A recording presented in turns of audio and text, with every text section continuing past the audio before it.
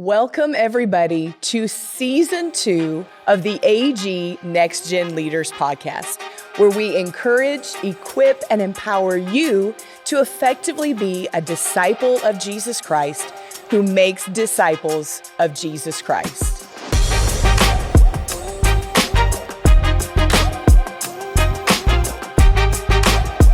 My name is Holly Davis, and I'll be your host for today. And alongside me is Pastor Rick DuBose. He is our Assistant General Superintendent of AG USA. And of course, Pastor Doug, who serves as our General Superintendent of the AG USA. Thank you so much, both of you, for being here today. Well, it's a delight for my colleague and I to represent the next generation, being as young as we are, to be able to speak into that older generation. Yeah, there you go. What? Yeah, right. Yeah, okay. Yeah. Well, I was doing a little bit of research on both of you, and I was so excited to see. I knew a little bit of your bios, where you guys had been, but I was so excited to see that you both youth pastors have served as lead pastors in the district office, and then of course here at the national office. So your impact on the next generation has just had ripple effects for so many years. And let me say this before he speaks, that Doug was also a DYD in his district and was the national youth director. That's correct. His involvement in youth is really deep and very effective. And it's a shared value, Sure. really, with our whole executive leadership team. You know, I think when it comes to the next generation, there's a spiritual and then there's a practical reason why. Spiritually, it just makes sense. David said, Lord, don't forsake me when I'm old and gray till I declare your power to the next generation. But I think even practically, we've made a commitment that during our administration, we don't want to kick the can down the road. We don't want to leave something for a next generation to have to fix, and neither do we want to make decisions that a next generation has to undo just because it was our preference. Sure. Well, you give a great lead in then to my first question to you, Pastor Doug. You wrote in the spring 2023 in an article in the Influence magazine, you made this quote. The article was on servant leadership. It has so impacted me, though, and I think it speaks to even the importance of the next generation. You said, your assignment today will be someone else's tomorrow. It applies to so much, right? We can apply that statement to so much. But when thinking about the next generation, how does that statement relate to the importance of when we look at the next generation? Wow. Well, I'll let Rick unpack that from a theological perspective because I've heard him talk about that and been inspired by that. I think practically, it comes from a belief, and it's not just me, the Assemblies of God leadership for years have always seen the next generation not as the church of tomorrow, but very much a church of today. Yes. I remember when Brother Trask gave a whole evening service at General Council to the youth department. So I think embedded in the DNA of our fellowship is a belief that young people have purpose. Look at General Council today. You've got thousands of kids running around the halls and Fine Arts Festival and National Youth Convention. So I'm grateful that in our tribe, we make space and place at the table for the next generation, and that gives them an opportunity to grow upon a foundation, hopefully, that we lay that's strong enough to bear the weight of the growth they'll bring. So good. So Pastor Rick, how high of a value should the church put on reaching the next generation? And do we see anything in the Bible that speaks to that? It's too much. It's a lot, right? First of all, they are the value. They are the hope. It's everything. If the church budget spends more on keeping the old people happy than it does on raising the new generation, its budget's out of form. Wow. It's not what it should be. They're the priority. I use this, you've heard me say it, but Noah preached to his generation, but he built for the next generation. Wow. And that reality should be ours, that while we're preaching to these, we want to win them. Our future, the future of the church and the purpose of God, and the biblical process is always next generation focused. Go all the way back first to the Bible. We have Adam and Eve. They sin. God gives a prophetic declaration that out of her seed, immediately the focus is on the next generation. And the seeds continue to move forward. Later on, when that generation did not keep their commitment to Christ, or those generations that follow their commitment to God as it should, God had to come with a flood. He raised up a new family and immediately called on them to focus on the next generation. Later on, he would bring Abraham in and would say, through your seed. We see that constant through Scripture. And then in Christ, he said, I will return, but your job is, and then he gave us a generational kind of command, moving from generation to generation. Everything in the gospel, everything even in the law was generational focused. And the moment we lose our focus on the next generation, we lose the ability to fulfill the call of God, because every God-sized vision requires more than one generation. So good. So you and I were talking the other day about Peter. Talk about and how he was resolute, right? I believe it was Peter, right? Talk a little bit about that. That was powerful. Yeah, I really stole that from a sermon we just heard in chapel. That was so dynamic. It was really Jesus that had the resolute. Okay. Jesus was resolute as he moved toward the end of his ministry. Yep, that's right. So he gets to that time when he's headed toward Jerusalem. He knows he's going to be crucified. He knows he's going to rise from the dead. All of that's in front of him. And the scripture said he was resolute. He focused on the end of his ministry, completing his part of the task. There's a comma, and then it said he distributed or gave or empowered those who were with him. What was he doing? He was finishing his part, but handing off to the next generation what would happen after he was gone. Wow. And we don't just finish our part. We can't complete what we've been assigned to do until there's others that have been empowered to pick up where we leave off. And Jesus, obviously, 3.5 years earlier, had begun that process with the 12 disciples. He was raising them up to release them. And after he ascended, look what they did. We must live with that next generation focus driving us, leading, affecting our budget, affecting our calendar, affecting the structure of our ministry. We must constantly be thinking about the next generation. And hearing that, it motivates me to make sure we're never under-challenging the next generation. I believe that they can rise to a challenge, that they can. They're not looking for reasons to die. Right. They've already have that. Sure. We've given them a lot of reasons, but I think they're looking for causes to live for. And our generation, I believe, can challenge and then believe that they are courageous enough, spiritual enough, resolute enough to face that challenge and accept that challenge. Yeah. One of the things that they say about Gen Z and then Gen Alpha that's coming up, they are in our middle schools right now. They're sitting in our youth groups as middle schoolers. One of the things that they want, and as we're addressing our next gen leaders, is they want to be a participant. They want to be able to rise to the challenge. So whether that's encouraging them on the Sunday morning to be a part of the worship team, or the media team, encouraging our next gen leaders to see the kids and the students participating and rising, because they want to be a part and they want to rise to that challenge. So that's so good. Before you go any further, yes, sir. Our Youth Alive ministry is exploding because of that. That's right. And this idea of campus missionaries being raised up, not just high school, but junior high. And we had a meeting 2 days ago from children's pastors saying to us, can we do this for the elementary kids? Wow. They're ready to get engaged and become campus missionaries. Yes. So you're right. We have a generation that's saying, give us the ball. Yes. Give us the ball. Yep. We're ready to go. So good. So I did a couple years ago, I was in my master's program, and this was when we were serving as DYDs. And I wrote a paper for one of my classes on youth camps, right? Are the Assemblies of God youth camps, youth conventions, are they still effective, right? And I did a survey. It wasn't a large survey, but I did a survey where I interviewed pastors, staff pastors, lead pastors, worship, all different types of pastors who are currently serving today.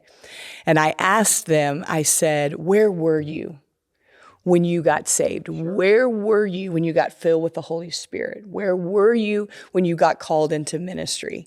And it was overwhelmingly our youth camps, our kids camps, our youth conventions. And so what God is doing what he did, he is still doing. And it's just powerful. Did you have a thought on that? No, you just got me excited. Okay. Well, I would Yeah. just say this. Yeah. The highest return on our investment in the Yes. Assemblies of God Yes. is in Next Gen Ministries. Yes. Because many can point to those spiritual life activities, Oh, yes. Camp, Yep. convention, mission trip, where there was a defining Yes. moment that they accepted God's call on their life. So Yep. I think without question and unapologetically, yes, they work, Yes. and yes, they're needed in the Assemblies of Yes. So in the research for that paper, I found a quote from our former General Superintendent, Thomas Trask. And he said this in his book, Back to the Altar. And it's a powerful quote. I use it quite a bit. But he made this statement, and he used it in the context of students. So we think, teenagers, but I believe he was also talking about our children. He said that world evangelism, right? Not just in the continental U.S., but world evangelism, he said, will require students who are fiery-eyed witnesses of the power and the presence of Jesus, to be a witness, to acknowledge that he is here to save, heal, and deliver. I love that statement and not that he's excluding adults, but he makes the comment that world evangelism requires students. Why do you think that he made that statement? How does that relate to the next generation? What is it about our kids, our teenagers, our young adults that are just passionate about spreading the gospel all over the world? Well, I think you have a number of advantages with young people. One is they have the most energy. Yes. They just do. They just have energy. Number two is they still have the ability to believe what they hear at a level that hasn't been proven and tried. I get that. But they also haven't had their faith diminished by others and other voices that hinder them. They hear something, they believe something. It's a David walking out of his time alone with God, and he comes to an old army that had heard the discouragement of that giant for 40 days, and they were afraid. They were feared. David walks in and sees the whole circumstance differently than they, and that's this generation. Sure. They don't see our world as something we can't win.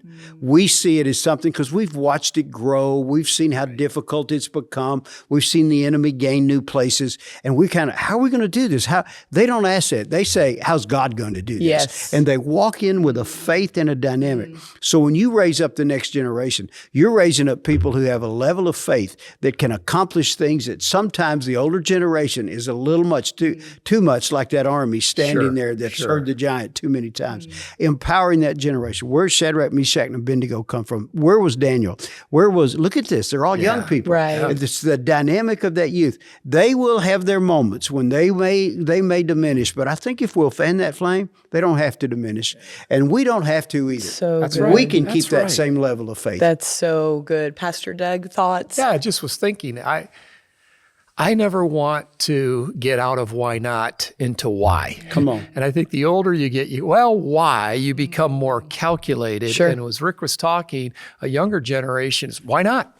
Yes. And I love that innocence, that vibrancy, that let's go, we can do this. And so I think Scripture is just has many examples of, you mentioned it, Daniel and the 3 Hebrew children. They resolved in their heart, if whether or not we die, we're not going to bow. Right. So there was why not? Why not? Come on. Well, and you're seeing it with Speed the Light. You're seeing it with Youth Alive. You're seeing it with our student artists in fine arts. You're just seeing it. You're right, Pastor, where our students and our kids, our young adults on the college campus are just saying, why not? Let's see it. So, And I think our generation, it's incumbent upon us to model authenticity. good. To model that this thing isn't just institutional, that we're trying to pass down a tradition, that it really means something to us. Good. And it's life-changing for us. I think if they see that authenticity and it's real in our heart, we're gonna release them. So good. So this is to both of you. We're talking to next gen leaders. So question, if General Superintendent, Assistant General Superintendent could talk to your 20-year-old self, knowing what you know right now, what would you say to your 20-year-old self? It'd be a whole book. Yeah, sure. But I wrote 5 things down Okay. just based on knowing Okay. you were going to ask that question. I think the first thing would be to develop a strong work ethic. Good. Right off the bat, that you learn how to steward your energy versus just managing your time. Second thing I would tell to myself is learn how to handle disappointments. Learn how to handle, even in the ministry, when it doesn't go your way Sure. or you don't get your way, Yep. how to keep going. Thirdly, I would want to early on grow in my emotional intelligence, grow in the ability to have stronger leaders around you that are on your team that are sharper, smarter, deeper, and not feel threatened Yes. by that. Yeah, it's good. 4 would be just be comfortable with not who you are, but be comfortable with who you're not. That's so good. So many times we're challenged, get to know who you are, get to find your strength finders. But in my ministry, the more I got comfortable with who I wasn't, it kept me from comparing myself or trying to copy somebody else's ministry. So good. And then I think the 5th thing would be use a good spiritual grid when making a career decision. Okay. Unpack that. Okay. Yeah. So I think sometimes, what's the will of God for you? Well, I think, first of all, the will of God is that we be in right relationship. Sure. But then after that, there are ministry opportunities that come along. And early on, someone gave me these 3 questions to try to unpack. Is number 1, what you're being asked to consider, do you have a passion and an enthusiasm for doing it? Okay. Is there just a natural passion? I think Sure. the second question is, do you feel you can move the needle or advance the cause with what you're being asked to do? It's good. And then thirdly, can you enjoy a quality of life while doing it? And what I mean by quality of life, not in a monetary sense, but do I have a sense of fulfillment? Am I comfortable in this role, in this chair, at this level? And I think if you can walk through those 3 grids, apart from the Lord speaking to Sure. you, apart from a rhema word or a scriptural illumination, those 3 things, I think that'll keep young leaders from hopping to just a career move that they think might be more Yeah. advancement versus a part of the steps that God's ordering for their life. That's so good. I hope you're taking notes, Me too. writing That this was down. good. That is so, so good. Pastor Rick, what about you? Yeah, I was going to say what he said. No, I'm kidding. That was so good. I stole his notes. Yeah, that was so good. I would look him in the eye and I'd say, you're going to have some bumps, but it's going to all work out. Yeah. It's really going to be okay. Yeah. And when the door gets slammed, don't worry about it. God's got another one. Do not get uptight. Yeah. Because you're going to be rejected a few times. Some of your ideas that you think are great are not going to be so great after all, but keep thinking. Keep dreaming. That's really good. Because it's going to be all right. Yeah. God's got you. It's almost a Romans 8:28 declaration that make that your primary. So don't let what you're going through at any moment steal your hope or your faith or your peace or your joy. That's so good. There is no reason to give it up because someday you're going to be a 67-year-old guy and you're going to look back and say, look what God did at that church while you were there. Look at the grandkids God has given you. Look at the blessings in your life. And going through it, you're not sure you're going to make it. You're going to make it. This is going to be good. That's the first thing I'd tell him was enjoy what you're about to go through, even if it doesn't seem hard. Number two, I would say, make sure you keep people more important than process. There you go. Ooh, okay. Explain that. Well, I'm a process kind of guy. I like to build systems and release them, put them in place so that the ministry is not dependent on me. The sooner I get it where it's not dependent on me, I know it has long-term value. And so I find myself building systems sometimes. And the end of it all is it's always about people. And if you build people, they'll build better systems than you will. Yeah. Love people, pour into people, slow down and pastor them. when the church is growing, if you're a pastor and it's growing, you get caught up in all the details, you can forget it's still about people. Yeah. It's still about the importance of that little child, that teenager, that mama, that grandpa. Those are your priorities. Keep people your priority. I think that's a big deal for me that I would go back. And then I would also say, and I think I did this, but I had to be reminded, your family's still your main ministry. Sure. It's always your main ministry. And when you get to the end of it all, how your kids did and how they're doing, if you have to change something for the sake of the family, don't feel guilty about it. Keep family your priority. Absolutely. Those are little things that I would say. And then the last thing is, in ministry itself, just leading the church, keep the next generation in discipleship your main things. That's good. Because your worship experience has a spiritual dynamic, and I'm not diminishing worship. Your preaching has a prophetic authority to it, and it accomplishes things. But the long-term value of the church is in your systematic discipleship and your focus on the next generation. Yeah. So And good. I would say go there. Do the others. They're important, but go back again and again to systematic discipleship and focus on the next generation. Rick. So I'm going to spring a question on you that I did not plan for, so I apologize. But in thinking about the kids pastor, the youth pastor, and even the young adult pastor who maybe is serving in a church where they're maybe feeling that the next generation is not being a high value or being prioritized in the church, how would you both recommend that they approach their lead pastor or have some of those conversations? How would you recommend that? That's a great question, Holly. And I think, first of all, I would say, as a kids pastor, your pastor is really the next generation pastor. Ooh, so you're called to carry out their vision in your context. So instead of trying to find out how can they help you advance your cause a little, find out what's your vision for next generation. So and if you can align with that, then you can get into questions, Pastor, how would you like me to carry this out? How would you like? But start there knowing that because we believe in the church world that pastors are God's gift to the church. All right. The staff is that church's gift to that pastor. And so That's right. I think it's important to start there with their vision, their heart, their passion, and how can I carry that out here? That's so good, Pastor. That was really well done. Yeah. I agree with that.